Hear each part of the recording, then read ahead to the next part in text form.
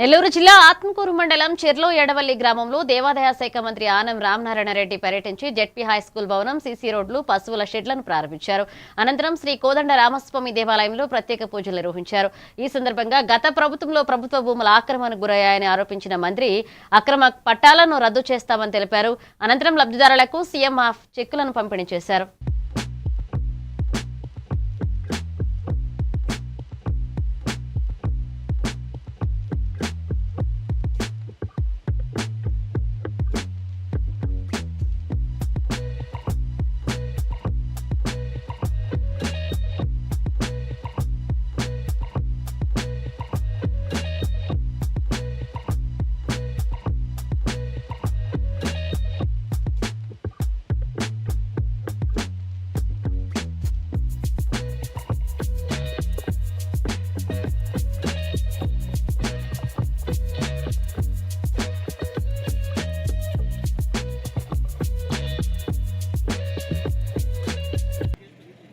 Century plywood అని గత ప్రభుత్వం ఆ సెంచరీ ప్లైవుడ్ ఇక్కడ ఎందుకు రావాలని చెప్పి తీసుకుపోయి కడప జిల్లాలో ఆనాడు ఉన్నటువంటి ముఖ్యమంత్రి దాన్ని అక్కడ పెడితే వాళ్ళని జిల్లాని ఇక్కడ అడ్డుకున్న వాళ్ళు లేరు.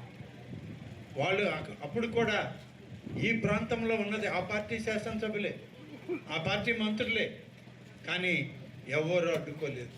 ఇక్కడికి వచ్చినటువంటి దాన్ని మంజూరై శంకుస్థాపన చేస్తామన్న దాన్ని పక్క జిల్లాకు మారిస్తే అడగలేనటువంటి దౌర్భాగ్యం ఇవాళ ఆ పార్టీలో, ఆ నాయకుల్లో ఉంది.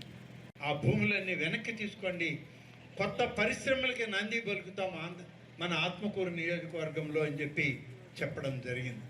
ఇవాళ ఇప్పటికే 2 పెద్ద పరిశ్రమలు